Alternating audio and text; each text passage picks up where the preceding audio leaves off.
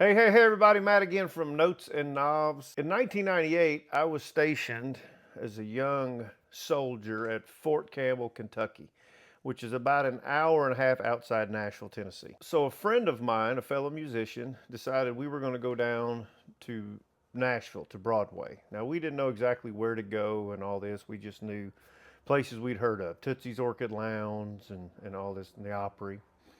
So we find ourselves down on Broadway, and we're listening to bands, and we're just blown away.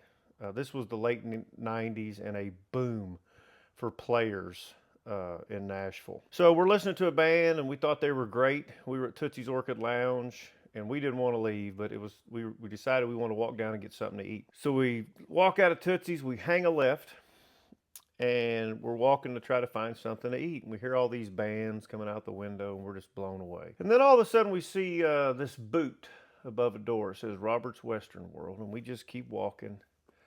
And then I hear it. I look over. There's an older guy with a snakeskin hat at the door. And I look in, and I see this guy playing through a twin reverb and a gold sparkle Telecaster, and I'd never heard anything like it in my entire life.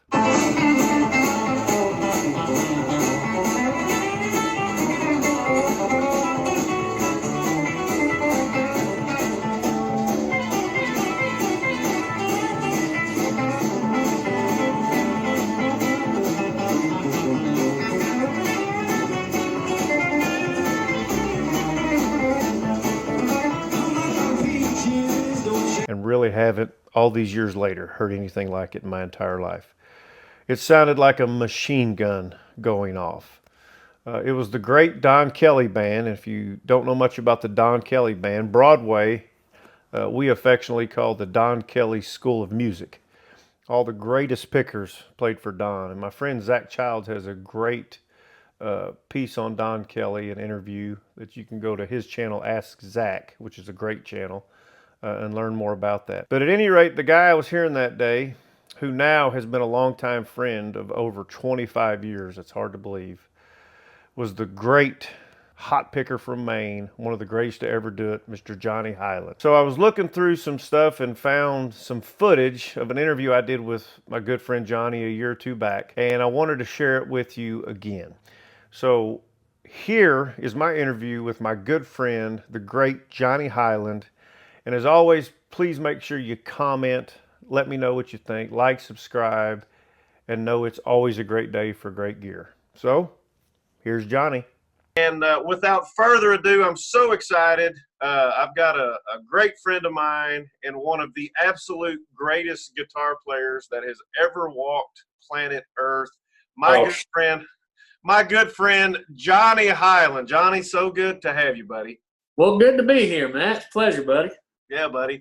Good So, to see you. what's that? I said it's good to see you. Yeah, good to see you too. Hopefully, you got a big screen, man. I'm better looking. I do. Unfortunately, Johnny, we're getting old. Johnny and I have been friends for just a touch over 20 years now, if we can believe that. Oh, been that long, huh? It's been that long. And I was a young, I think, Johnny, I think you had been in Nashville. Well, let's see, 1998. How long had you been in Nashville in 98? 2 years at that point. 2 years, yeah. So this ain't about me, but how I met Johnny is kind of funny. I was in the military, and I was actually a narcotics agent, and I was on Broadway. Let's just say I was working for the military. Yeah. And I walked past Robert's and didn't even look in. I wasn't real familiar with Nashville then. And I remember walking past the door, and I even know what you were playing. You were playing that Mary Mac, dressed in black, silver buttons up and down her back. That you probably. Yeah. Yes, sir. And I was stopped in my tracks. Oh, man. And who was the old guy that always wore the snakeskin cowboy hat and guarded that door? Oh, that was Butch. Butch, yeah. Yeah. So, Butch lets me in, and that was my first taste of Johnny Hiland, the Don Kelly Band. Yep. on Don's School of Music, and we'll talk a little bit about that here in a minute because that kind of has its own story as well. But Yes, it does. that's how Johnny and I met, and we've gone on and gosh, we spent Thanksgiving together in your apartment one year, and We sure did. we could write a book on interesting characters that lived in that apartment or that. Could we ever? Yeah. I'll leave that alone. I don't know. It may not be interesting this day and age. It was then. Hey, everybody. Matt again from Notes and Knobs. Listen, my stats show that about 84% of you that watch my videos aren't subscribed. Listen, I would greatly appreciate if you would like, subscribe, leave a comment, ring that bell about. And again, thank you so much. It's a great day for great gear. Well, it was fun. Yeah, we had some good times. Yes, we did, buddy. Yeah, had some good times. But so Johnny, you're in Virginia. We'll go back and forth, but so you are in Virginia now. Where are you living? Well, actually, we're living in the town right next to where Kimmy grew up. And Okay. we're living in a town called Chatham, Virginia. And it's a real small town, man, but we found this big, beautiful home up here. And it's kind of been like, finding your dream home, is really kind of what happened to us. And as you know, Matt, Nashville's changed a lot, man. And of course, change is inevitable. I'm not saying that it's truly all a bad thing. I just think country music has changed, the city changed, everything about Nashville changed. And when you moved to Nashville in the mid-'90s, you found that change was quite huge. Yeah. And so it was time, man. It was, I think every dream I had, man, when I moved to Nashville had come true. So really, in essence, it was, if there was any time to move, it was when we moved, which was last December of 2018. So yeah, and buddy, you can say it. We're going to be doing a lot of these with other, and we talked about this on the phone. It's a little bit of a theme, unfortunately, guys jumping ship, and leaving. So well, and I think really the change is inevitable with any place, but I think Nashville, everything about Nashville expanded in such a huge way. Yeah. But then again, the music industry itself had changed so much that, the last session I did in Nashville, man, I think, a little kid learning how to play could have played the part. It was just a looped part, but you had to have the Les Paul and the half stack and, and you couldn't really play a Telecaster and a good old tube amp anymore. It's just, those days are over, Yep. And I mean, I hate to admit that, and people say, the old saying is, well, music evolves, man, and it's going to come back around. But nah, I don't think so. Not this time. Yeah, well, definitely. And let's just be honest. I mean, Johnny, you moved to Nashville to be a working musician. And Yeah. what people forget, I think, a lot is, and remember, my channel is based all around pickers and musicians, so that's our audience. So, hey, at the end of the day, you're making a living, So it's, hey, yeah, we love music and we love our craft, and so do baseball players and pro athletes. But guess what? They got to get paid, and it's got to be on the terms. And well, and I don't think Nashville had a problem with paying their artists. I mean, obviously now on Broadway, you can make good money. Mhm. But you got to be willing to play the newer country music and a lot of rock stuff now. I think that's the thing about, about Nashville that changed too much was boys were coming into Nashville with Affliction T-shirts, buckle jeans, and a Les Paul and a half stack saying, playing Def Leppard and AC/DC and Merle Haggard and George Jones. And, the stuff I cut my teeth on kind of went to the wayside, if you will. Yep. Nope, that's right. That really hurt the heart, man. Yep. Oh, absolutely. I think, and I also think, in all fairness as well, I think what will, again, my opinion, and I'm obviously not have been involved as you. I'm one of those gig catchers. I've made a living being a full-time fill-in. Jumping on Little Texas, stuff, and but I think in all fairness, technology has played. I mean, look, you're in Virginia, I'm in Kentucky, and I could email you and say, Johnny, I'm cutting a record, and you could walk out in your pajamas, lay down a track, and make about the same money you would in Nashville sitting in your living room, you know. Absolutely, man. And I think really technology has a lot to do with the comfort of being able to move, is knowing that I can still be Johnny Hiland and live in a different town and still be able to teach. You know, I teach via FaceTime and Skype now, and of course I do sessions from my studio here in my home. And so you don't have to necessarily go to a studio or a quote big studio to do a session anymore. Right. They can email you the tracks, and you can do them right from your own studio in your own home, and do them in your PJs for that fact. So I mean, technology has definitely made some inroads, if you will, to guys being able to not have to live directly in Nashville. And I think I'm, proof positive that you can do that and still make a living and do your job. So. Yeah, I mean, I think even Johnny, tell me if I'm wrong, but I think when you cut Loud and Proud, what year was that? That was back 08? 2006, 2007, somewhere in there. I mean, even back then, if I recall, I mean, Ricky was on that record, Steve Warner. A lot of those guys even stayed at the house and cut it and sent it in, or did it, you went to them. I mean, even then. Ricky's got a big, beautiful studio, man. He started Skaggs Family Records, and so he had and Steve Warner's got a big, beautiful studio too. But Vince Gill actually came in the studio with me. Yep. And but I mean, I got to go to Steve's studio and got to been to Ricky's many times and won a Grammy with him on Brand New Strings back in 2004. So I got to spend some time in his studio. Yep. But they had really nice full blown studios, man. But nowadays, what I'm trying to do here in Chatham, also via my Facebook and other things, is just try to show kids you don't have to have this big, huge, elaborate studio to be able to make great music and have fun. Absolutely. Absolutely. And I literally am running Nuendo with a PC and just have a couple of studio monitors down there, but I'm running Roland V drums, and I'm running Kiesel guitars through everything, Dodans for acoustics, and plugging into a little Scarlett, Focusrite Scarlett 2i2, man, to get my sound. And technology definitely come a long way, man. Yeah, absolutely, man. And again, I'm not against that. Here we are, because it connects guys like you with the world. I'm gonna bounce around a little bit, but you made me think of something else, and that is, I'll tell you what else I think technology has done. And I've got a little bit of a theory. You mentioned this. Music has gone much simpler, and I think the contemporary Christian movement was a lot of that too, because it's 7 or 8 different, and I'm not bashing it at all. It's great. It's great, but young people were playing that. It's easy to play. It is what it is. It's easy to play. It sounds more like U2 with a bunch of delays, and it just kind of moved into the mainstream.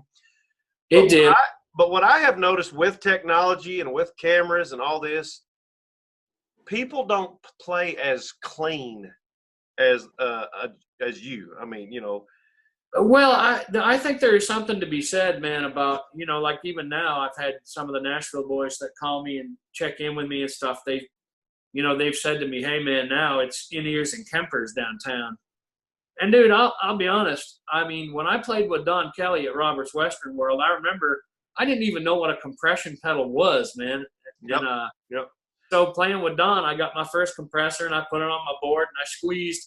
And let's face it, man, back then, the cool tone was like Keith Urban and the Ranch, so right. He was absolutely compressing his tone. Yeah, absolutely. I took my compressor down there, and of course, the first thing Don says is, "Boy, get that thing off that pedal board. You don't need that." And so the he dudes are doing that. but, it's but then again, that's where the cleanliness came from, though, because when you don't have a compressor to rely on, it makes you play cleaner. And I think nowadays, man, kids, when you plug in your guitar direct to a computer thing, or add waves plugins or whatever you want to your guitar tone, it does enable you to play a lot. You don't have to be as clean or as precise anymore. Yep. So you're right. But I think, man, I have to say that Don Kelly and playing with his band at Robert's Western World, man, really helped enable me to become a clean player based on not what I wanted, but what Don wanted, and what, really when you're playing in a band, the band leader, the man that's paying you, if he tells you no compression, there's no compression. So you got to eat. you're going to do what he tells you to. But then again, I give a lot of thanks to Don, man, because really those barroom boot camp days at Roberts really helped pave the way for my tone today. I really do have to give Don a lot of thanks, a lot of credit, because he was hard on me, man, but it really did make me a better player. Yeah, and those familiar know, we refer to it as the Don Kelly School of Music down there on Broadway. But absolutely, man, yeah. And he's got a long line, and there's videos, and if you're not familiar with Don Kelly, you can look it up. So he's still Don's got to be 95 years old down there. I don't know. No, he ain't that old, but I tell you, he's still just as ornery and I say this, I tease about Don saying he's ornery and stuff, but when you have a band leader that knows what he wants and knows the tone that needs to be there to create his sound, you got to take your hat off to the man. He really he has helped so many great guys, from Brent Mason, Troy Lancaster, Kenny Vaughn, Rod Riley, Red Bocart. Then I was in the band, and Guthrie Trapp, Daniel Donato. I mean, JD. Yep. So I mean, he's really, really helped open up massive doors in a tonal way to getting the right sound. And so I still to this day give Don a lot of credit for that. And on top of that, man, he used to pay you, and he'd go, "Here, boy, take this money and go home and buy yourself a tone."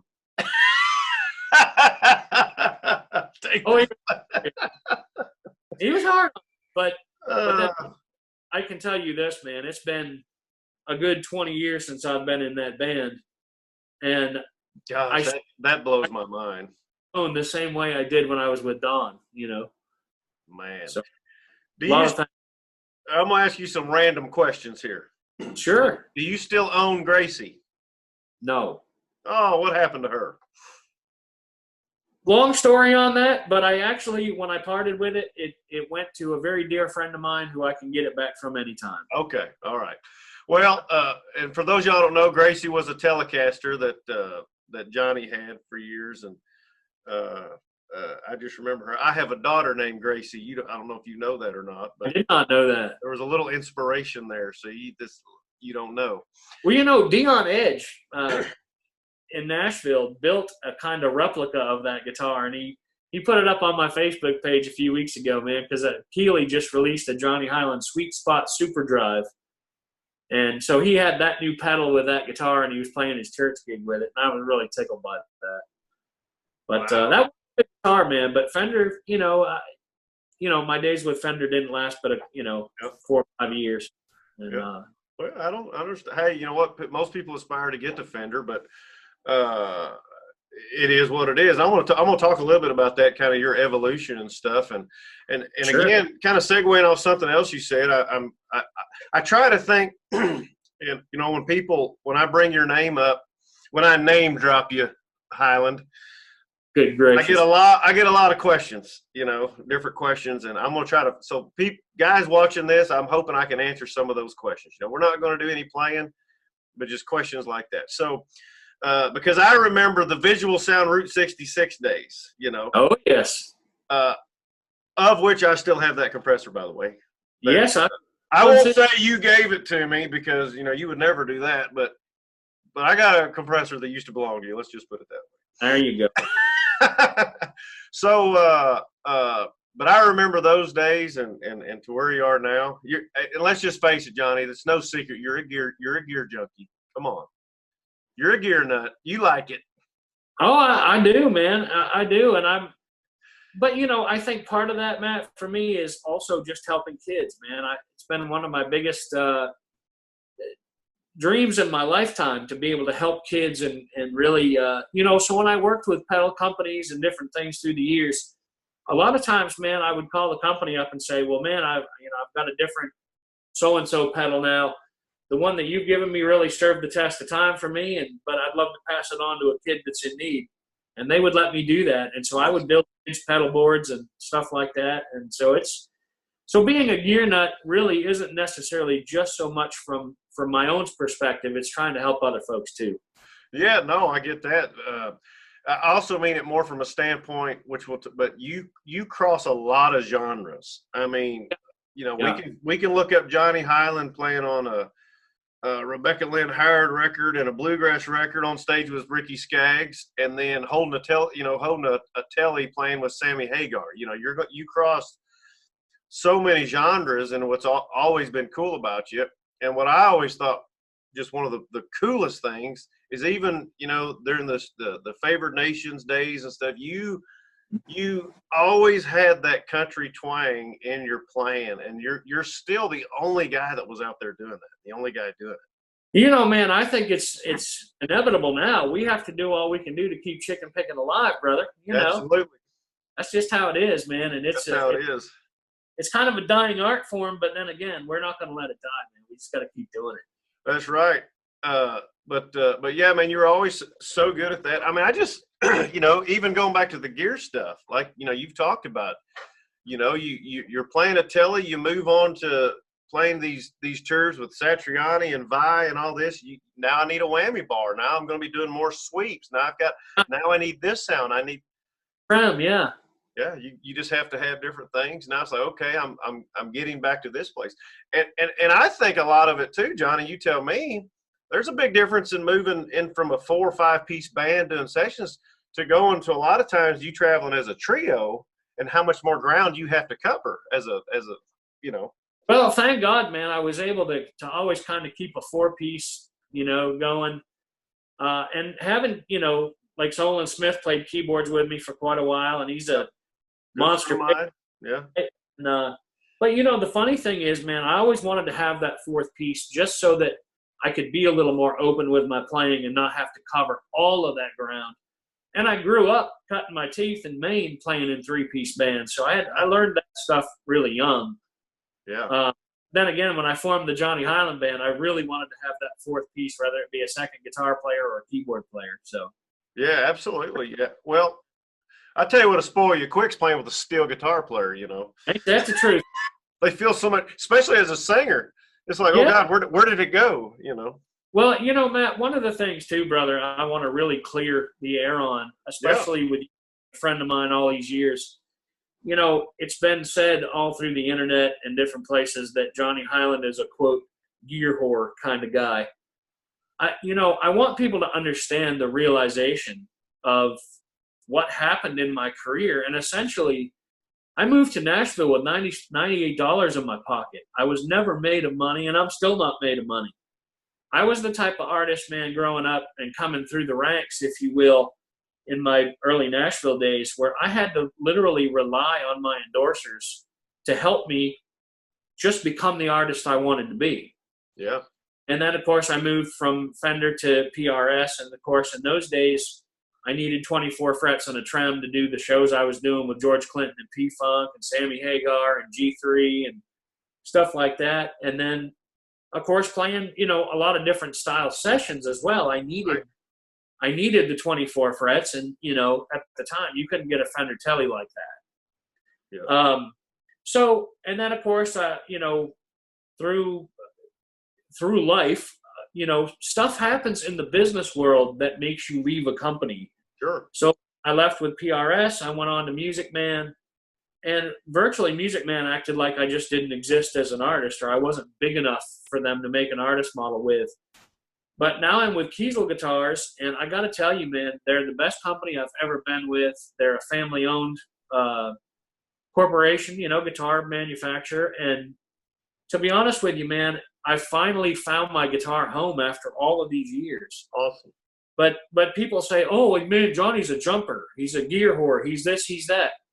No, man, I really did need, when a company got to the point where they weren't supporting me, and yet I was doing all these videos and things to help them, I literally had to move on to a company who was willing to help me because of monetary purposes, because of things, in the industry being the way they were. So it wasn't necessarily just based on me jumping, per se, company to company. It was literally based on a necessity of finding the right company that would stand behind me as an artist and help me along the way. not just in a financial way, advertisements, being in magazines, different things like that. There's so many factors that are involved in that. But I want people to know it's not about being a quote gear whore or anything like that. It was just having support of a company in the best way possible to keep my artistry going. Yeah, absolutely, man. And as a friend, like you said, guys like me know this, but we all, and that's great that you clear the air. People do say that, but Yes.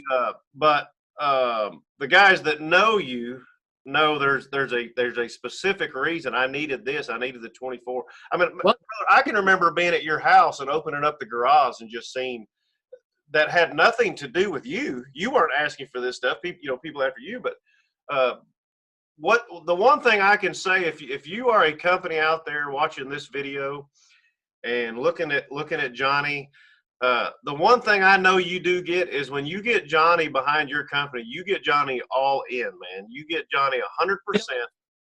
Well, and Matt, I have to state this too, brother. I've never ethically taken anything from a company that I couldn't help. Right. I got friends of mine that have 400 or 500 guitars. People who are names in the industry. Mm-hmm. Man, I have 30 guitars. I've had guitar companies send me guitars. Well, man, we just want to build you one. Mm-hmm. Well, brother, if I can't help you support it, I'm not going to accept it. Yeah. Pedal companies, same way, man. I mean, now granted, pedals are a little different because they're ear candy and they add to your sound. Yep. Sometimes, I've built up studio pedal boards that just were for the studio. People didn't see them in magazines or see them in, with me on the road and stuff like that. So pedals are a little bit different, but amplifier companies and guitar companies, I've never ethically taken anything from anyone I couldn't help or push or do something with. And so, I still have 30 guitars. I don't have 400, and granted, I can't say the same about me, Johnny. I'm looking at 30 guitars right here. Oh my goodness, buddy. Well, I swear, man, I have literally 30. Yeah, I know that. Yeah. I just don't. I don't believe in accepting something from someone just because they love your playing and they want to build you one. That's fine, but let's face it, man. Everybody out there in this industry is looking for help. The artist wants help from the company wants help from the artist. And so really, I think it's a two-way street there. But to be honest with you, I'm in the best home possible now with Kiesel guitars, man. I love those so much. And my new Johnny Hiland model, the JH6, man, is just it's back to a T-style guitar. It's very simple and easy to run. Billy Magella from Electric City Pickups was building my pickups, and he had a few health issues go on, and so Kiesel is making all my pickups in-house now as well. Wow.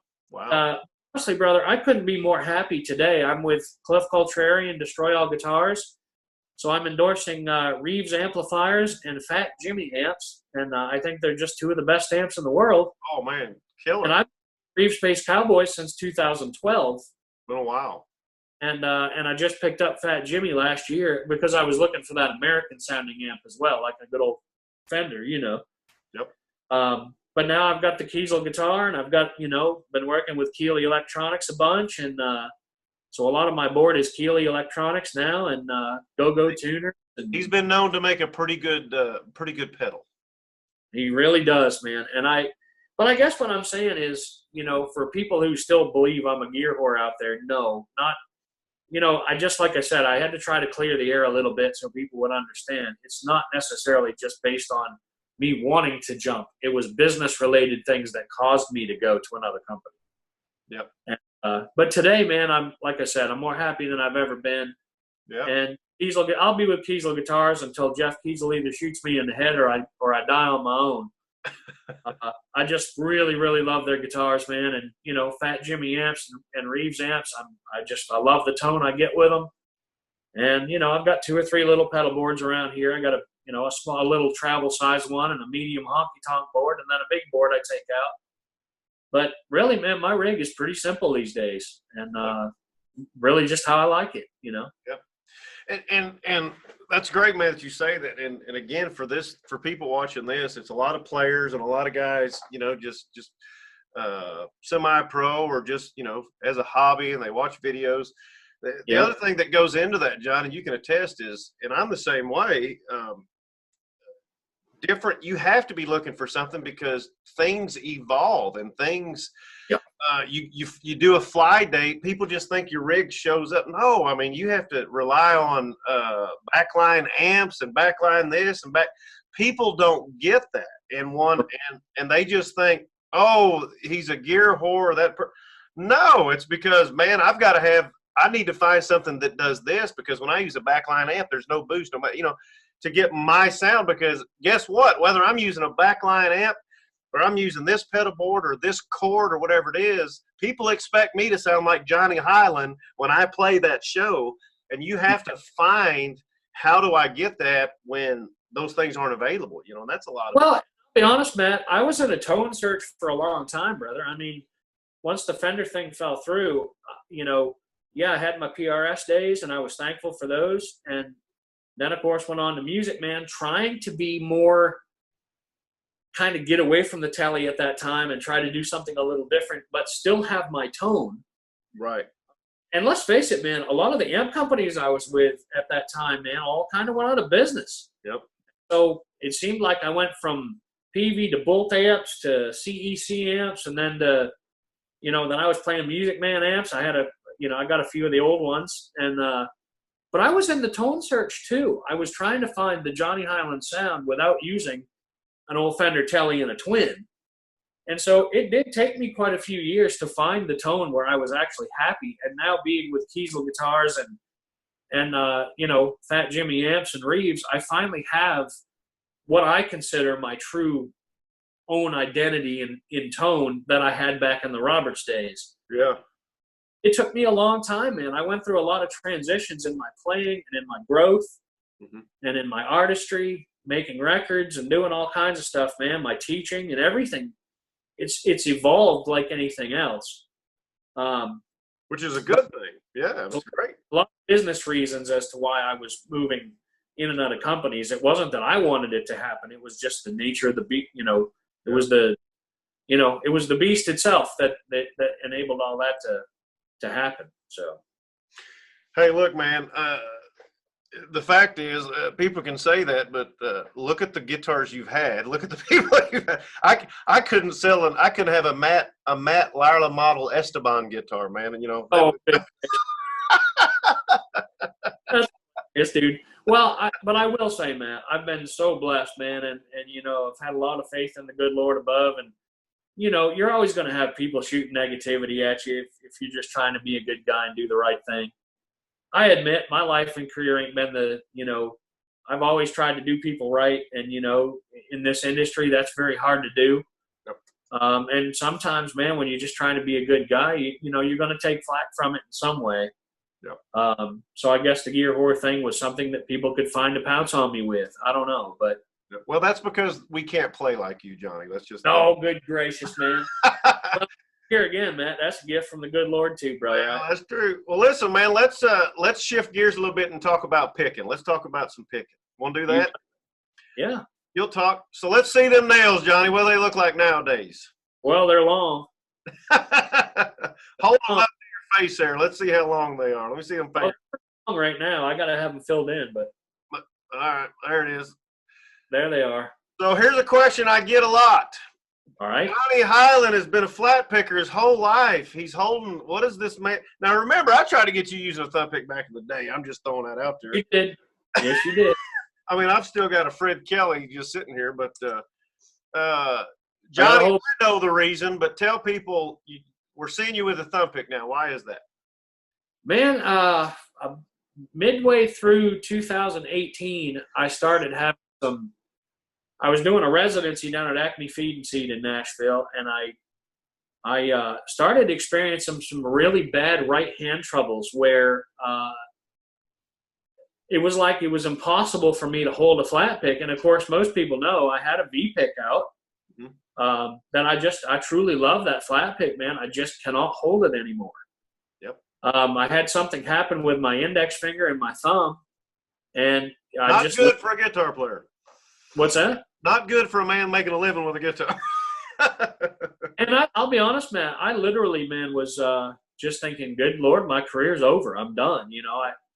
But I refused to take no for an answer, and Noki Edwards had given me a thumb pick a few years prior, and he said, "Boy, if you ever learn to play with this thing, man, you're going to be just deadly." And of course, I was laughing, and I said, "Well, nope, I just can't get to feel of one, man. I used to play 5-string banjo. I mean, I've had thumb picks on in the past, but just playing guitar with it felt weird."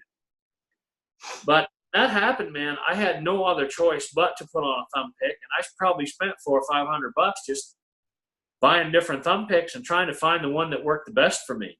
Yep. And to be honest with you, man, I'm using the Fred Kelly Slick Pick Poly now. They used to make them out of the Delrin, the yellow and orange ones. Yep. But now they're making them out of like a regular plastic, like a normal flat pick would be, but in a thumb pick. Nice. And I fell in love with them. And they got a rounded edge, so you can do up and down strokes a lot easier. And of course, I tried Dunlop's Pro Picks. Good gracious, I tried Blue Chip. I tried I tried everything. I get bumpy. Yeah. So, but the Fred Kellys just seem to work the best, and it's a blessing for me. It's taken me about 1.5 years to really get used to it. But when you have no other choice, man, you just do what you got to do. And literally, I felt like that was the only answer for me. But now that I've become a thumb picker, man, I can be truthful about it. I didn't like it at first. But over time, when you realize you have no other choice, you just do what you got to do and keep, everyone kept saying to me, Tom Bresh and Tommy Emmanuel and all my, my buddies, they don't stop doing it. Just keep practicing with it. It'll come, Yep. And I kept wanting it right then and there because I had to be Johnny Hiland and do shows and do sessions, and I needed to have it right on the spot. But you know as well as I do, Matt, you're not going to become a thumb picker overnight. No way. It took me a little time then to really. I mean, sure, I went out and did shows right off the bat, but I just found I was so sloppy with it, and I couldn't control it the way I wanted to. It's literally taken me about 1.5 years to really develop my own thumb picking style. Yeah. And now I'm grateful for it, brother. I really am. And I still wear my V-pick on my arm most of the time on a pick band. But then again, it's more for just showing people that I still love my V-pick. It's just, unfortunately, I can't use it, Yeah. So are you wearing – so I've used Fred Kelly picks for probably 20 years. I'm just throwing that out there. I don't have a deal. Maybe I can get a Fred Kelly deal out of it. I've used them for years. I'm just saying. And I tried to get Johnny, Fred Kelly. I tried to get Johnny 20 years ago.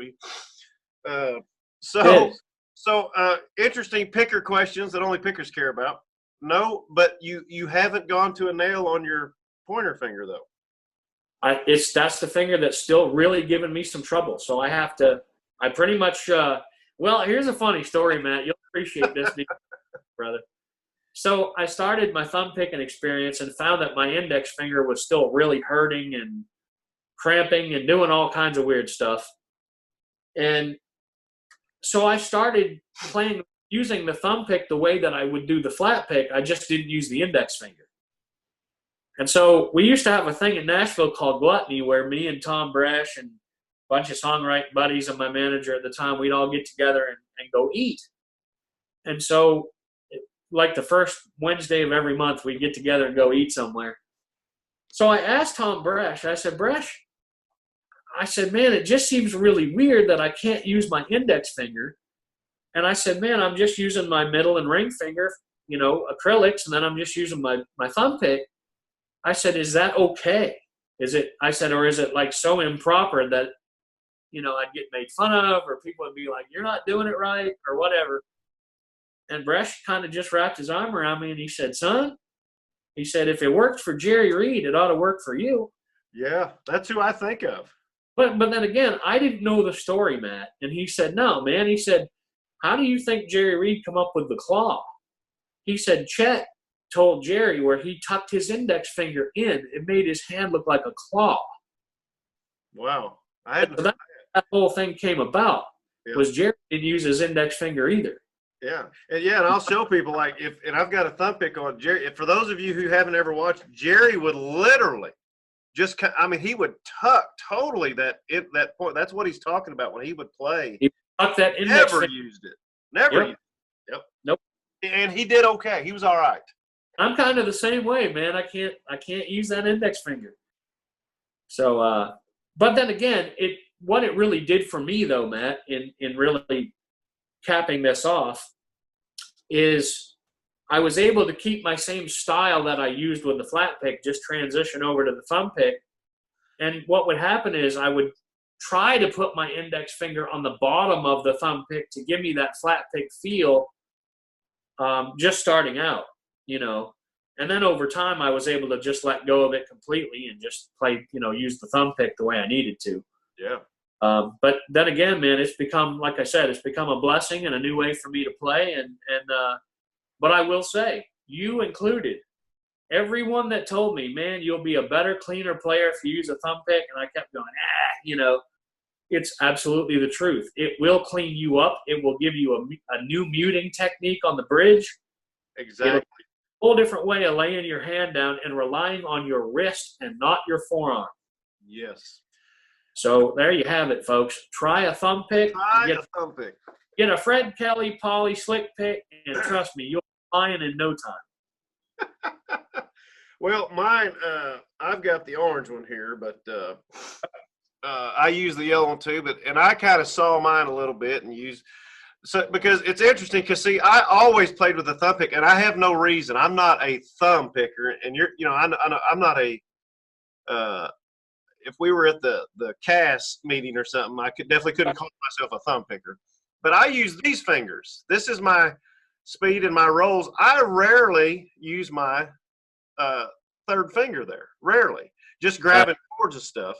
Well, guys like you, you can do. I do my rolls right here. You like a banjo player would, and you guys. The point is, it doesn't matter. You got to make it sure. And I know some people are watching this, going, "Really, Matt? You had the audacity to tell Johnny that he needed? No. He could be cleaner." Let me tell you something. If you've never seen Johnny Hiland live like me, I've sat in the man's basement several times, and it sounds like as. I'll tell you a quick story on Solon. Solon and I still play together all the time. Good friend of mine. And for those of y'all, if you check out the Loud and Proud album, that's Solon.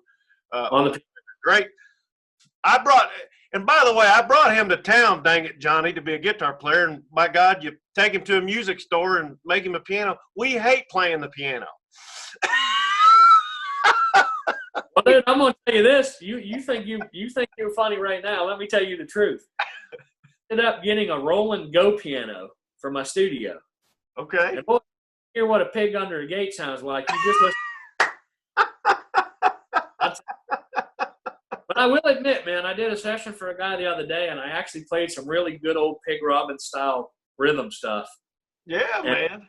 I love Pig Robbins, man. Pig played on my new gospel album that I've got out called Picking for the Lord. Yeah, I wanted to talk about that. Great album. Yeah. And I will admit, getting Pig in the studio was just so much fun, man. I adore that man so much. Pig can do more with the bottom half of a piano than most people can do with six pianos lined up, man. He can play. He's like Vince in that. Vince can take 4 notes and make you look like horrible, Pig can take 4 notes on a piano down here, and you're like, that's it. Dude, Pig was funny. I had him play on Farther Along, which is one of my favorite gospel tunes, And I just knew that was the one he had to come play on. And so, funny story, man. I went to Pig's house to pick him up. And he said, "Yeah, well, I'll come play on it, but you got to come get me." Man, I told Pig coming out of his house, I said, "Boy," I said, this is looking pretty funny. Someone needs to have a video camera on us. A legally blind guy escorting a blind guy out to the car. If we fall, you got some big old chunk of meat to fall on, man, meaning me. I said, but dude, if you're relying on this blind boy, we both gonna be in trouble. Johnny, I think they call that the blind leading the blind, don't they? I was going to ask Johnny Hiland, Pig Robbins in a car, who drives? I guess it'd have to be you. Well, Buddy, I tell you, I don't know how long we'd last, but I'll tell you this though, man. He got in the studio there and he started playing the melody the farther along, and he was playing his Pig Robbins thing, you know. And all of a sudden, I said, "Hey, Pig," I said, "slap a few of them low notes in there for me, man. Just and maybe end your solo with." He's like, "Oh man, it's gonna cost extra to get them money notes." Oh, the money notes. Them money notes and big old low Pig Robbins, you know, drone. But I love that man to death, man. He is just awesome. Oh man, definitely, absolutely one of my favorites. I had to put a piano icon on there, man. It was just fun. Yeah, absolutely. You know, my favorite piano player. I'd never tell Solon this. He's actually one of my favorite piano players. But I too. yeah. So but my favorite piano player is, and I'm actually looking at a picture of us together. Is another blind guy in town named Gordon Moat, man. And Gordon is one of my. Well, and funny Gordon story, man. We were at Curb Records one day cutting together. And, man, it's so funny because usually when you're in a big studio like that, after you finish your tape, you know, everyone's kind of, well, let's go on and take a listen, you know. Well, I had to overdub a solo because I had gone down with electric rhythm guitar and I wanted to put the solo on after. Well, Gordon wanted to do a piano part. So we go on through the track, play our solos and everything. And then all of a sudden, when the track stopped, the engineer's like, "All right, boys, I'll tell you all got it." Well, then nothing happened. Nobody came in for either one of us to help us out through. Chords and drums, everything. I mean, that studio was just mobbed with cables and stuff. I thought, Gordon, we sat there in silence for a few minutes, and Gordon goes, I think they forgot us, Johnny. They forgot us. I said, "Well, give me a minute, buddy, to get through this big pile of cables, and I'll come get you." Man, I'm walking out through that studio arm in arm, man, and everyone just started roaring, laughing. "Man, look at y'all." I said, and they said, "Man, and you didn't even fall." I said, "No, we didn't fall. We just took her slow, but we made it out through, boys." Took her slow. And, you know, studios are just so lit for you to see anyway, you know, even if you can't, yeah. Well, actually, Curb Records has you know, when we recorded over, I don't remember exactly. I think it was, I can't remember the studio we were in. I think it was just Curb. It was a part of Curb. Yeah. But anyway, the studio itself was really well lit, and you know, Greg Morrow was on drums, and Bruce Mountain was on pedal steel, and Man. you know, who was? I think Larry Franklin was on fiddle, and Gordon's on piano, and man, well, I mean, we had a hell of a band in there. But Oh my gosh, buddy, yeah. you know, Gordon and I just got stuck in there, man. We had to get out through all them cables, and I was laughing to myself and told Gordon later. I said, "Boy," I said, "wouldn't it be my luck to go in there to get you and knock Bruce Bouton's pedal steel right on its ass? Just bam, you know." God, I didn't do that, man. So yeah, he'd had to kill you. He'd had to kill you. What had to kill me then? You know? I mean, and you couldn't blame him. Like, you got to kill me. I mean, you got to kill me. Hands up, man. Just go do your thing, man. Just rip me up, man. Oh my gosh, man.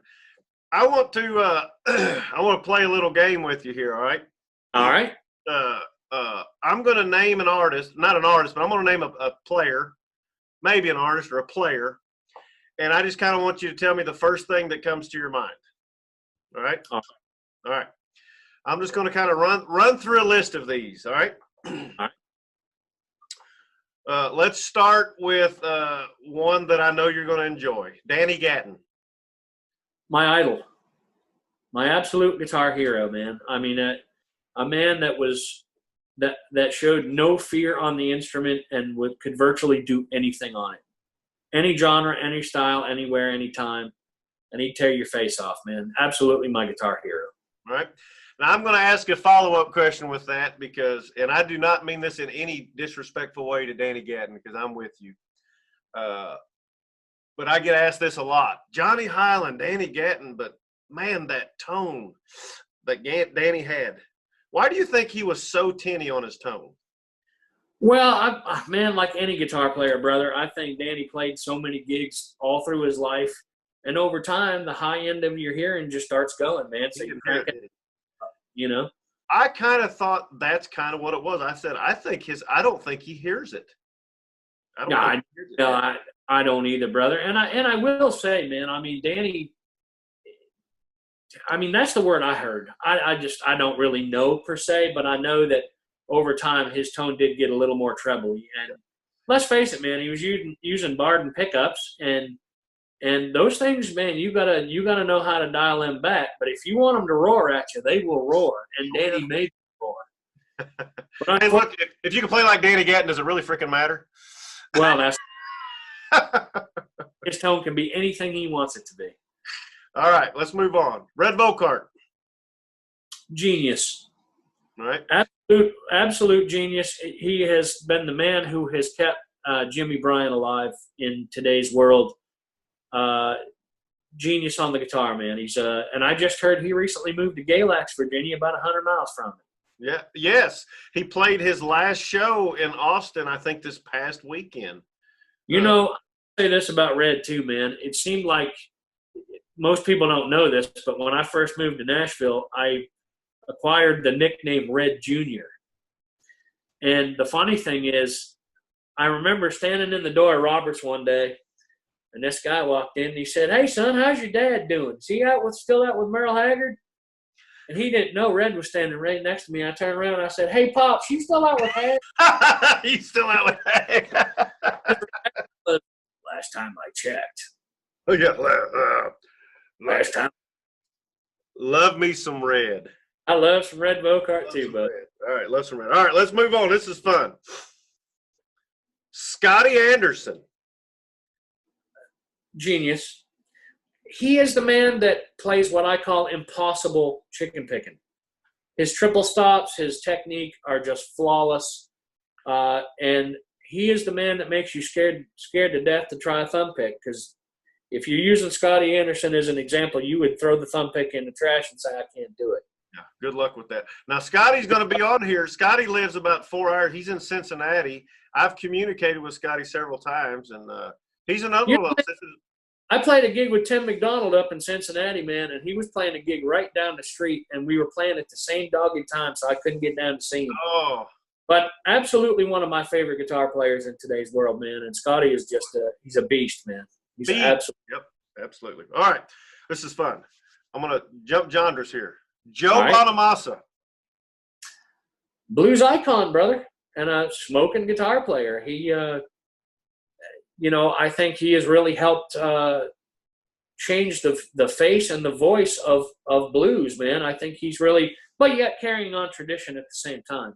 Yeah, yeah. Classic Joe, prodigy. Yeah, Joe has been a friend for years, man, and I watching that man grow, as an artist all his life too. I'm proud of him as a friend, but also I'm just, I stand in awe of what he's done in the industry, man. He's a great player and just super guy. Yeah. All right. Brent Mason. Most recorded guitar player in Nashville history now, man. I mean, just an absolute icon.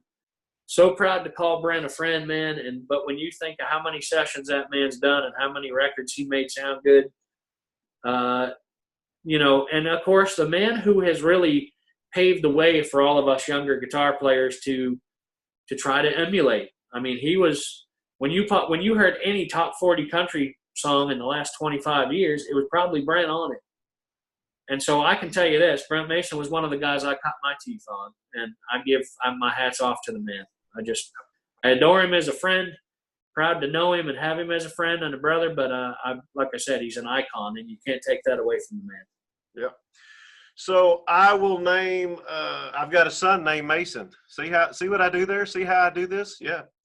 So I'm going to name a guy who recently passed away, and whom I consider, no offense, I consider the greatest session player that ever lived, Reggie Young.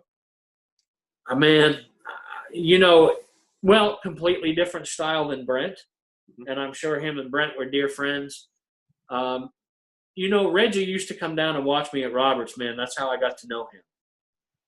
And for the longest time, I didn't even know who he was at that point until the records came forth that he had played on that I had listened to for years, and then went, "Oh, my Lord, that's him," But yes, and absolutely. I mean, man, there is no one better to play a ballad than Reggie Young.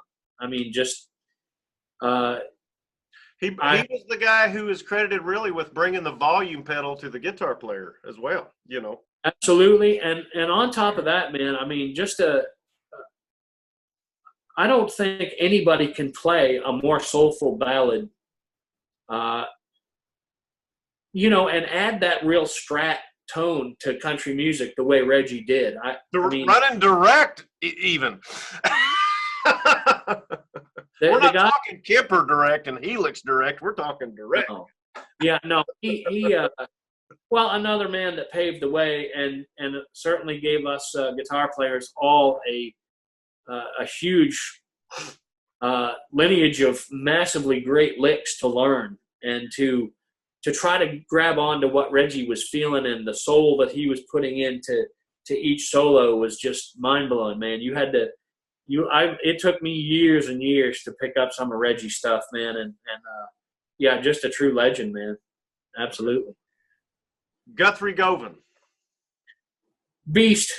Absolute bloody Big old beast.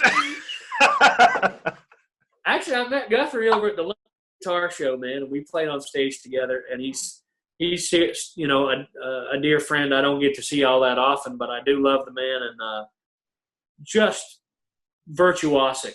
I mean, just an absolute beast on the instrument. He still doesn't live in the States, does he?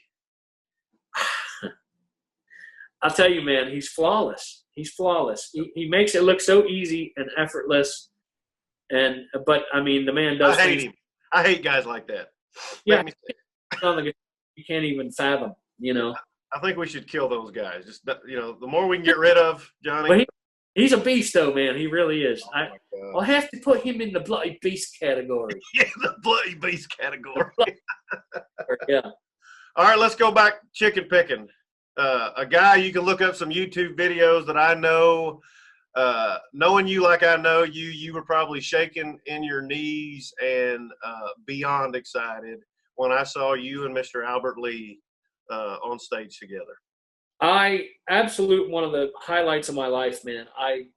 I don't know if that man understands how much I adore him as a person and a player.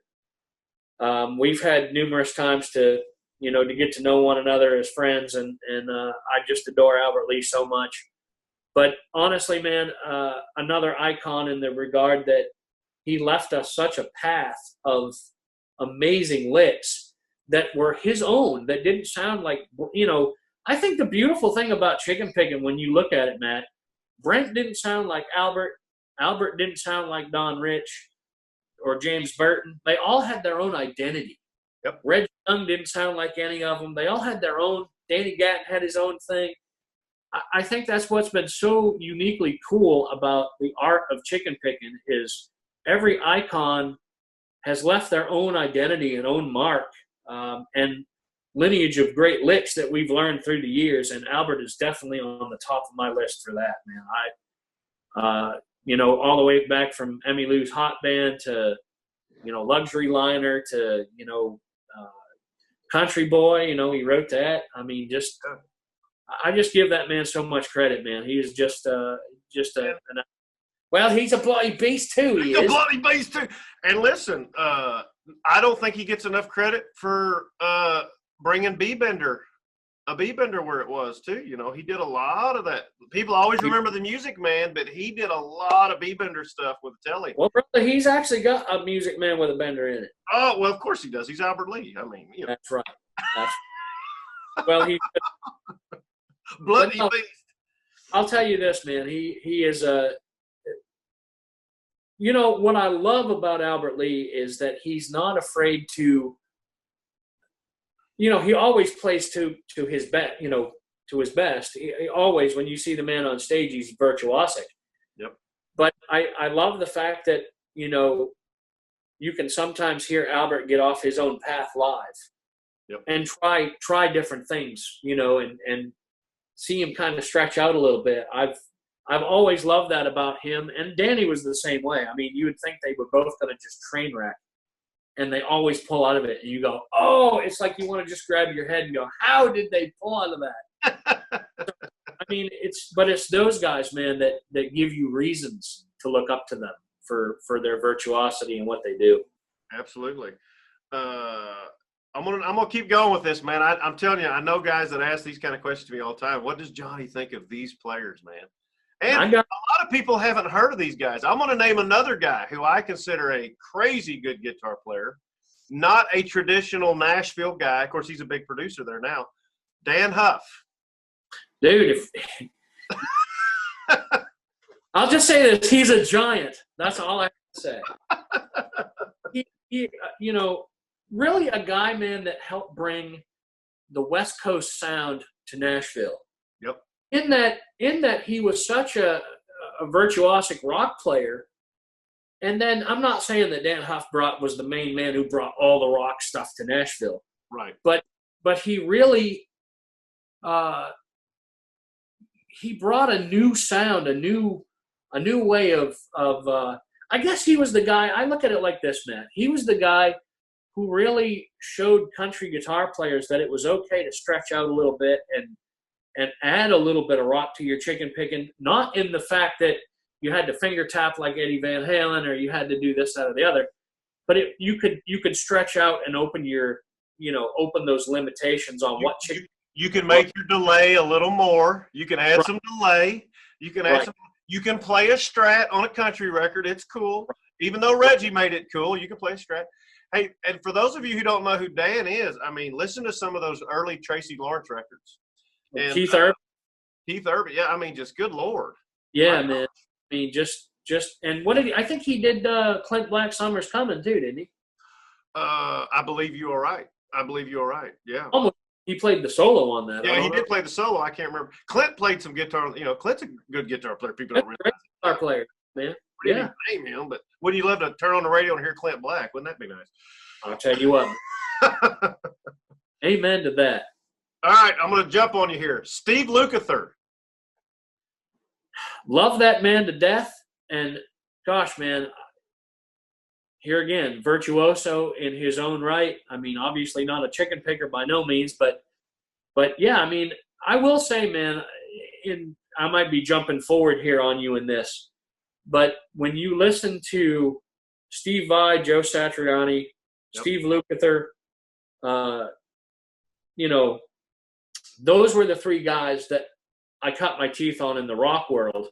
Now, I say Don't that. Don't forget Eddie, Johnny. You're an Eddie fan. I'm saying that in respect to the fact that Satriani and Vai and Steve Lukather. Now, granted, Lukather played in Toto, but he had some great solo stuff out as well. Yep. Van Halen and Rush and bands like that were iconic bands, and Eddie, of course, you got to give Eddie. He's in his own world. He doesn't count. Yeah. But I'm saying guys in the instrumental guitar realm, and I think Lukather was in that for a long while as well. And so those guys were in like a whole different. I kind of put Lukather and Frank Gambale together in that same vein. I mean, just unreal guitar playing, man. Stuff. And what I love about Steve Lukather too, man, is he's not afraid to jump into other genres either. Yeah, you guys don't know. Yeah, he can jazz it up with the best of them. I'm sorry, bud? Yeah, I mean, people don't know that about Lukather. He could jump in a jazz band and be fine. Oh, he can do anything, man. He's and I guess, Matt, even with myself, brother, it was guys like Lukather who helped transform me into the guitar player I am, because as a kid, I wanted to be a Nashville session guitar player. So in order to be a session player at that time in the mid-'90s, you had to be able to play every style really well. And look at guys like Steve Lukather as a hero to base your studio session paralysis on, because he could play so much, so many different genres, get so many different tones, and I'm talking perfectly. Oh my God! Yeah, I mean, just an insane guitar player, and but I love Lukather as a friend too, man. He's a wonderful guy. I guess we did. I think we left. Eric Johnson has to be there because you do a lot of Eric Johnson. I mean, you do EJ stuff, so yeah. To me, man, in his mind, in the way he thinks, the way he theoretically thinks on guitar, I don't think anybody can really touch Eric Johnson in this world today. I think he has brought guitar to a whole different level. Mm-hmm. Now, granted, you know, when Avaya Musicom came out, I don't think I listened to another guitar record for a whole year that year. Avaya Musicom was all I listened to. Yep. And here again, Steve's Boogie, you know, Cliffs of Dover, all the different styles that Eric was able to put into that record was just incredible, man. Yeah, yeah. But then again, still doing it, man. Still doing it. Yeah. Oh, still to this day. Yeah. And here again, another man that I got to know and be able to call a friend. And I just love Eric, man. But really, Eric's one of those guitar players I'd love to jump inside his head and say, okay, where did you come up with this idea of playing a 5-note, 4-note run and making it iconic? You know, no other guitar player plays like Eric Johnson. No, I think next to maybe only Brian May, he's probably the most analytical guitar player, thinking-wise, out there. That just literally dissects every single thing. If you ever pick up any of the fans out there that are watching, if you pick up Eric's old Hot Licks video, it is really one of the ways that you can delve into his brain and kind of figure out how he's coming up with some of these scale patterns and stuff, and the circle technique with the pick and all these different things that Eric did. I'm just going to say this, probably one of the most innovative guitar players in our generation, for sure. Yeah, yeah. He's a Chet Atkins, basically. You know, that he's just, it's like, this didn't exist, now here it is. Like, what? Where'd that come from? Yeah. I think the most fun I've ever had in my life as far as me and EJ is concerned, I actually was at a Dallas guitar show one year, and he was buying an old Marshall amp from Paul Reed Smith. I think it was an old early 60s or whatever Marshall. But he came into the booth, man, and literally just grabbed his guitar, plugged straight into the Marshall, and the tone he got, man, was just, I mean, there was no effects. It was just Eric Johnson raw with a guitar and an amp. Them fingertips. It was just mind-blowing, man. I mean, so people say, oh, well, Eric Johnson's Eric Johnson because all of his processing and effects and this. No, man. Eric Johnson will blow your mind plugging a guitar straight into an amp, man. I mean, he's just that kind of guy. Yep. All right, I'm going to jump a little obscure. Not really, but you got to be a country guy. Clint Strong. Oh, man. What do you say about Clint Strong? I mean, an amazing, amazing jazz guitarist in his own right. And to have all those years with Merle Haggard, man, I mean, how, you know, you can't take anything away from the man. He brought such a cool, unique sound to what Merle Haggard was doing at that time that Clint played with him. And I mean, of course, Clint plays the Dallas Guitar Show at times too, and, you know, does a nice little jazz set and plays just flawless. He's incredible. But I really do admire all the wonderful licks and stuff he brought to Haggard's sound. Yep. So a true icon in his own right too, man. You got to hand it to him. Jack Pearson. Virtuoso, man. I've gotten to know Jack the last couple of years really well, and had him on the gospel album as well. You know, my manager wanted me getting out into Nashville more and doing, you know, going out and seeing my peers and my friends and whatever. And he got me out there watching Jack at 3rd and Lindsley one night, and Jack got me out to play. And gosh, man, a man that doesn't need any effects at all. He walks out there with one dirt pedal in his amp. Squire Stratocaster. Rip your face off. I know he played with the Allman Brothers and has done a lot of things in his career, but gosh almighty, man, such a wonderful, humble human being. Homegrown Nashvilleian too. Yes, he is. But I mean, as far as virtuosity goes, man, and effortless playing, and one of those guys that can just, you think he's going to train wreck, and then he just pulls himself out, and you go, how do you do that, man? I mean, that's just so cool. I describe, people ask me, Jack, especially those descending runs, just right. I said, the best way I can explain it is like pouring water.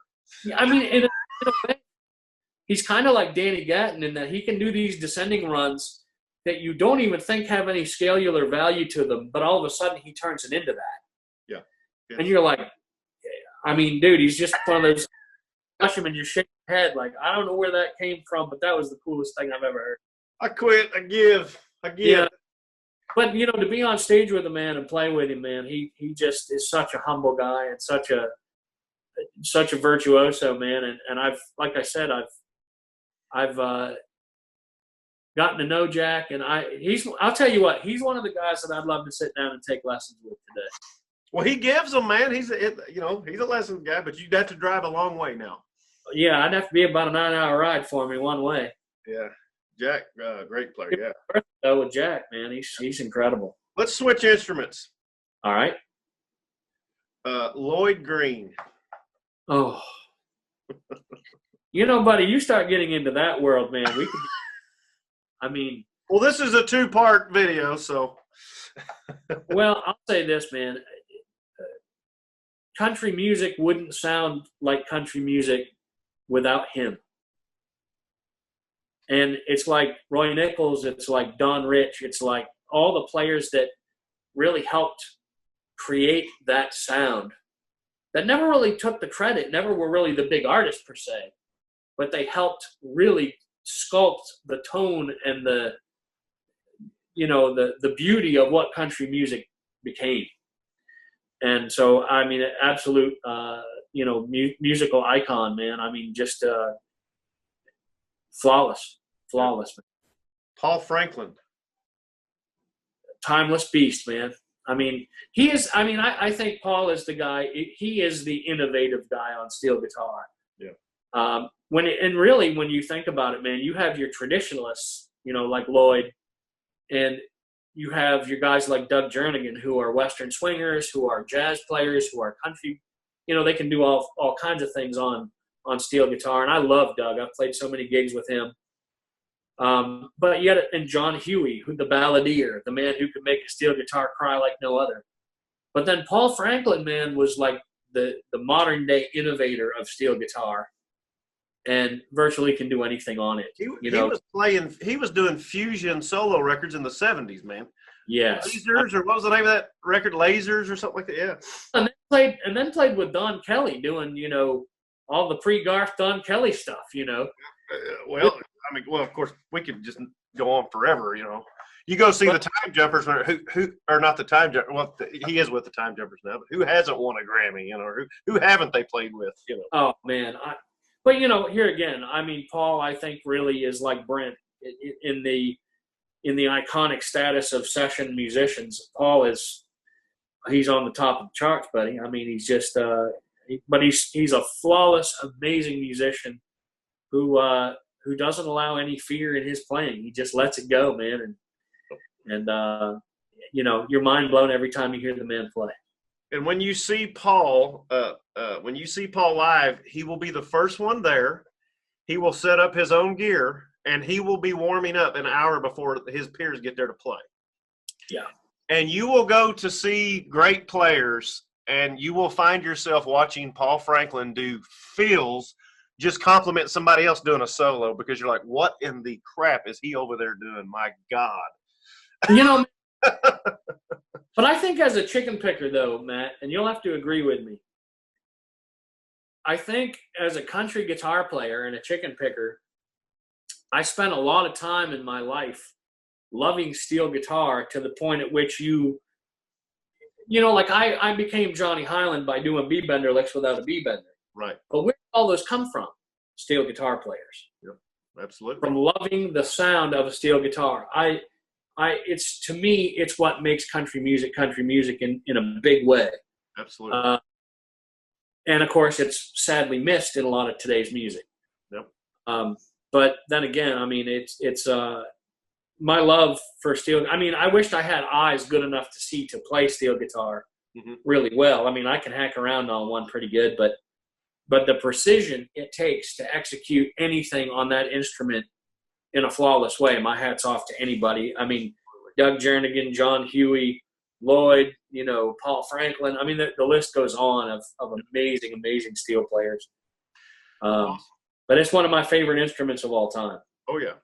Well, let's do a few more, and I'll let you off the hook, I promise. All right, buddy. Sounds good. Let's talk about what I think the Tone Pappy himself, Vince Gill. Mr. Eagle. In all, with all due respect to Vince, man, it's really hard to segue from the musician to someone of Vince Gill's artistry. Oh yeah. I think when you look at Vince, if you look at Vince for just his guitar playing, he is the man that took the crying steel guitar and brought it to country guitar, and who can do it on a Tele or a Strat or a 335 or any guitar he puts in his hands. He has the sweetest sound and tone of any country player I've ever heard. Mm-hmm. And has his own iconic sound. But yet, when you hear him play Victim of Life Circumstances or Liza Jane or One More Last Chance or any of the up-tempo songs that he had out in his career, he's an amazing chicken picker too. I mean, but he has that touch with Whenever You Come Around, Pocket Full of Gold, that whole album, man. I mean, some of Vince Gill's iconic stuff to me is like the guitar tone he got in Love Starts Slipping Away. Oh, yeah. Yeah. Oh, gosh, man. It's so creamy and lush. And it's like, I would love to just be able to have been a fly on the wall when he got some of those guitar tones and how he did it. Just, hear him on record and you go, yeah, that's really cool, man. And then you go hear them live and they get that same tone and you're like, wait a minute. That's what makes you mad. That's the part that makes me mad. Man, that's just a Telecaster and a Twin. It's these, folks. It's the fingers. Absolutely. I hate him. I will say that, I mean, Vince Gill is one of my absolute heroes as well, just like Ricky Skaggs and Steve Wariner. Those three guys right there were my go-to country listening material before Brent did all the Alan Jackson stuff and all that. Ricky Skaggs, Vince Gill, and Steve Wariner were the guys that really helped me cut my teeth in really loving what country music was turning into, because I grew up listening to Haggard and Jones and Waylon and Willie and Johnny Cash and all the greats that paved the way. But when I grew up, I was a 10-year-old kid in 1985. And so, of course, Ricky Skaggs had Country Boy out then. He had Uncle Pen and Highway 40 Blues and all those. But when Vince came along, man, I mean, that first album he had out, I had Turn Me Loose and Victim of Life Circumstances, and then he had Oklahoma Borderline. And I mean, ridiculous. It didn't take long for me to love Vince Gill, man. That is for sure. And I've always thought only Vince Gill could play for Vince Gill. You're absolutely right, man. I mean, and that's why I say Ricky Skaggs, Vince Gill, and Steve Wariner all had their own three styles of guitar. Ricky was a B-bender king, man. Oh man. And Steve Wariner had his own kind of Albert Lee-ish tone with the second position Strat tone in his Tele. A little thinner. Like with Linda and Baby I'm Yours and all those iconic songs, Crash Course in the Blues and yeah. So I mean, those three guys really are my country music artist heroes that really help me cut my teeth in my guitar playing. But then again, as far as their guitar playing and musicianship goes, they all have their own identity, their own sound, and really help pave the way for me, man. So I'm my hat's off to all three of those guys. Awesome. Well, Johnny, I'm gonna ask you a couple more questions, and I'll let you out here, buddy. But a lot of guys watching, a lot of young guys watching, and we covered this. Guys aren't as clean. Look, when you and I think you're a few years older than me. I'm just throwing that out there. But just to let you know, I'll be 45 January 18th. Oh man, I'm 40, going on 41, but. Well, that's what it is. That's why I can't play like you. You've got that many years on me. Now you go. You'll find something, my brother. But you play your butt off too. Last question. Guitar, Matt Lyerla. All you folks out there watching this, you need to know Matt's kind of hard on himself, but he's one hell of a picker too. Whatever. Yeah, he's a hell of a picker in his own right, and so don't you let that boy. Well, I appreciate that. He's been to me for 20 years, and that's one of the reasons why I think one of the truest things in this business is to stay true to yourself, but stay humble through it all, because really, man, music is a gift from the good Lord, man. That's just how we choose to use it. And really, man, I mean, I love to think of Nashville in the old days, man, when all of us pickers were brothers and loved each other, wanted to help each other, had guitar pools, and if someone had a broken compressor, someone would give him one, that kind of deal. Nashville's not like that today, man, and everything is like in a big competition world now. I moved to Chatham, Virginia, man, to do one thing. To be with family, number one, because I sacrificed so many years being away from my family, and I lost my mom and dad early on in 2005 and 2007. But really, to be closer to family and to enjoy life, and to realize, I think one of the hardest things, Matt, and you'll probably agree with me in this, when I was 20 years old and in Nashville, 21 years old, moving to Nashville, music was everything. But as you start to mature in your life and you start to realize life is life outside of music, then I realized, wow, guitar is like number 4 in my life. Mm-hmm. God is first, my wife is second, my family and friends are third, music is 4th in my life. Mm-hmm. That takes it, and you know what? I'll say it this way: it takes a big man to admit you have priorities before music. Right. But I look at now as music as a gift. It's not something. I mean, yes, I've worked and practiced, and you know, guitar's been my life all through my life. It was the gift God gave me to get this legally blind guy a purpose in my life. So I'm grateful and thankful for that every day.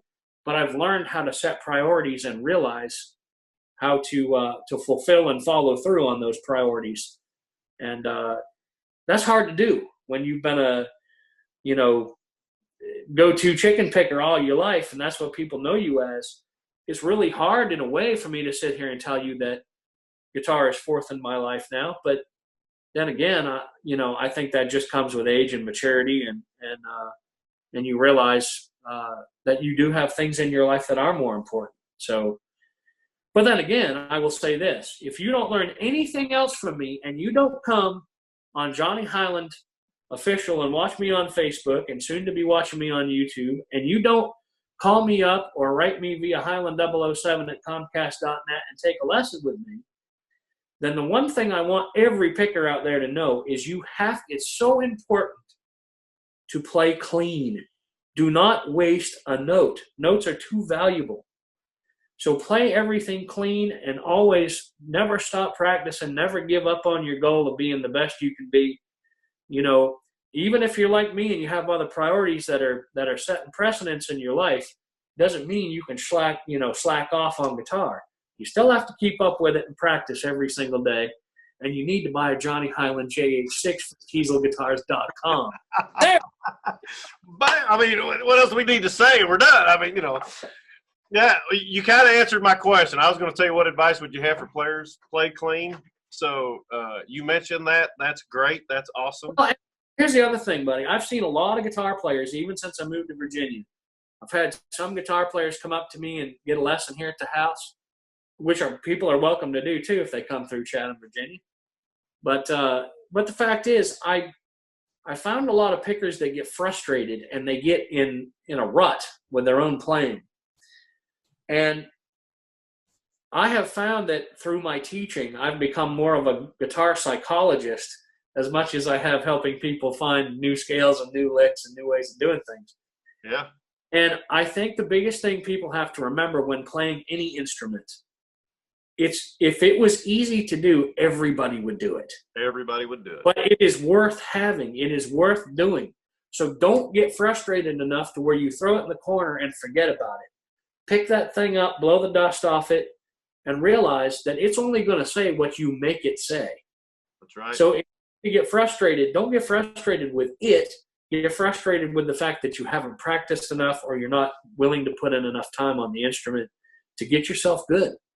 So don't give up on, if you got a dream to be a guitar player, or a chicken picker, or a rock player, or a blues player, whatever it is, don't give up on your dream of doing it. If you get frustrated, put it down for a while, but come right back and pick it up again. my biggest advice to anybody is don't give up on the dream if you have a dream to play guitar or any instrument. Music is a joy in life. It's a gift, and we just can't let it fall to the wayside. Also, all you people out there listening, we need to keep real country music alive. So, come on now, preach, preach. And guitar. I can't tell you how nice it is to look at a billboard and see Shenandoah's coming to town and Restless Heart's coming to town. I'm so glad, man, and blessed to see that there's a lot of acts that we loved in the '90s and stuff still out hitting the road, man, and playing shows. It's really big again. Well, I'm glad, and I will say this, Matt. I do think, man, I really believe. I watch RFD TV every Saturday night because I love Larry's Country Diner. I love the Grand Ole Opry Encore. I love the Marty Stewart Show, which I've done with Hank 3. I've done, I love all the shows. They promote traditional, true country music. And look, I don't have anything against what's going on in today's music world, guys, in Nashville. It's a new thing. And, okay, I'm a traditionalist. I love Waylon and Willie and Farron Young and stuff like that. That doesn't mean I don't understand where music is going. And if you love modern country, good on you. God bless you for it. But to me, it's, we need to support local television that's keeping true country music alive. And of course, chicken picking guitar, man, we got to keep it going and support your local guitar players. Go out and see them and support them. That's right. That's right. As Don would say, all the guys who sang the songs we like, Johnny, are dead or look real bad. Oh, that's awful, buddy. But it matter, man. Matter of fact, I'm going to see Ricky. Ricky's playing up here in Rocky Mount on the 12th of January. I'm going to go up and see him and might even jump up there with him. I don't know, but I love Mr. Ricky Skaggs. I'll follow that man till the end of time. Vince Gill, Steve Warner, same way. I just think we need to just keep, now Ricky's obviously doing more of the bluegrass thing these days, and God love him for that. I mean, he's a monster. He's an icon. He's back to his roots, I'm telling you, buddy, he's ripping that Mando up these days, man. And that's right. But I got to play with Ricky a few years ago at the Palace, man. He's been starting to put his country thing back together at times as well. So. And people can find that on YouTube. You guys, yeah, the record you did, Brand New Strings, yeah. Yep. Yep.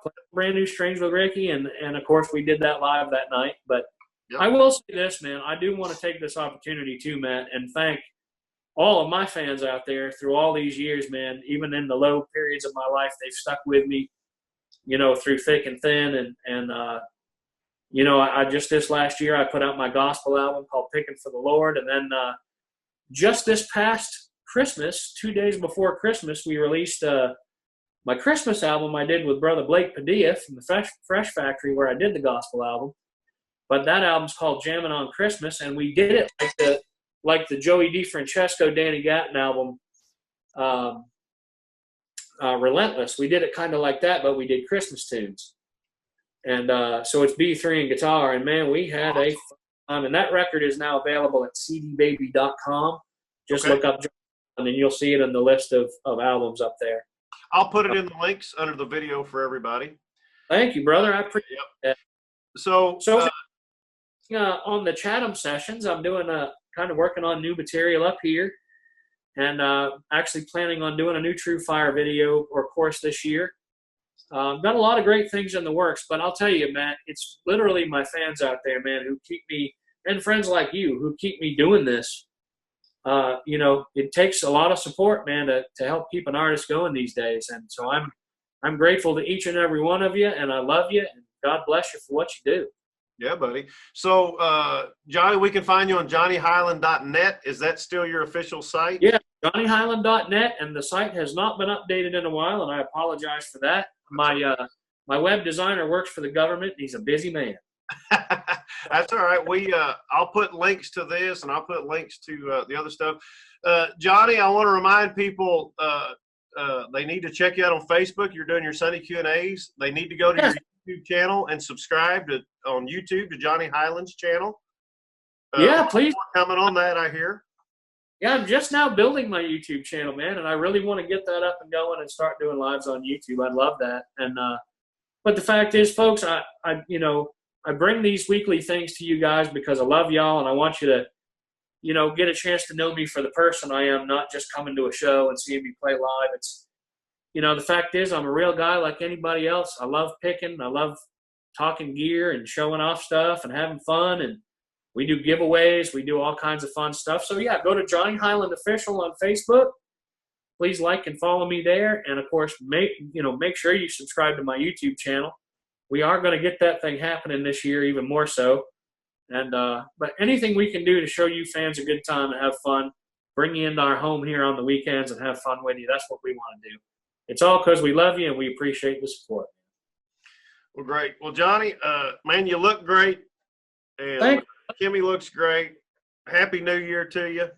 Happy New Year to you, man. God bless everybody. And have a prosperous new year, man. 2020 is going to be, everyone's saying, oh, we got 2020 vision.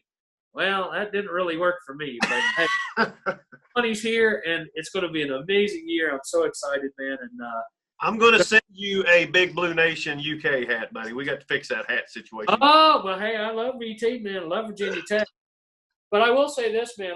I will be at the Winter NAMM show, too, in Anaheim, man. So for those folks who come out to the NAMM show, come see me at the Kiesel Guitars booth. And, Matt, I might have to do one cool thing before we go. Go ahead, buddy. Can you talk to these folks just for a minute while I grab something? Do you see what's on there? It's a new Johnny Hiland mag slide. No kidding. Is it porcelain? Slide.com, guys. But yes, I put my old slide clip back on my Johnny Hiland JH6 Kiesel guitar. But here it is, guys. There's the Johnny model. Look how pretty that is. Let's see the back of that sucker. Matt, you need to buy one of these, brother. Yes, sir. I will, buddy. I will buy one. You know what I did, though, brother, just to let everyone know why this guitar is so different, is I moved the switch and the knobs up closer so that it's easier for you to get access. So you can play, do a volume swell, and flip your pickup switch all at the same time. Then that's what you cannot do on a standard T-style guitar. So Kiesel Guitars really blessed me. And here is the back of this beauty. Gorgeous. Here's the back, and look at that sculpted heel there, brother. That's pretty cool. That is gorgeous. But yeah, that's the back of it. And but yeah, KieselGuitars.com, guys. Go. There's actually some in guitars in stock on the page right now, but $15.99 will get you into this guitar right here, all USA, custom built. I'm so proud of it, and I wanted to show it off to y'all on here with Brother Matt. I don't think you've that close, have you, brother? I don't think I have. I will buy one. In the next couple of weeks, I promise I will get one on order. Well, I'll tell you what, buddy, I'm just thrilled to death with that little guitar, and it's a guitar that's really inspired me to create new music and to just to step out on a new limb, so to speak. And I've been learning a lot on guitar myself, brother. I'm still growing every day too. Well, that's scary. When I was trying to give people, some advice, you got to understand, guys, you have to keep growing on the instrument. And just because I'm Johnny Hiland and people say, oh, great, all these great things, I'm still learning every day just like you. So don't give up on the instrument, man. That's all I'll say. So basically that tells me I can't gain any ground on you. You keep the pull away from me. I just give up. Brother, I'm into super Locrian scales and all kinds of crazy stuff. Oh, man. You're going to be a bloody beast before it's over with. Got to catch up to guys like Guthrie Govan and there's a young boy out there I'm trying to think of the name of that's just another beast out there, man. There's so many amazing. I'll say this, Matt. Moved to Virginia, brother. You wouldn't believe there's kids down the street, man, that are playing local gigs here. There's one boy down here he's probably 17, 18 years old. That boy is tearing butt on a guitar. So when you start to think, well, man, I'm getting up there, I'm doing good in the ranks of guitar and everything, you go to a local town and see a young boy just blow.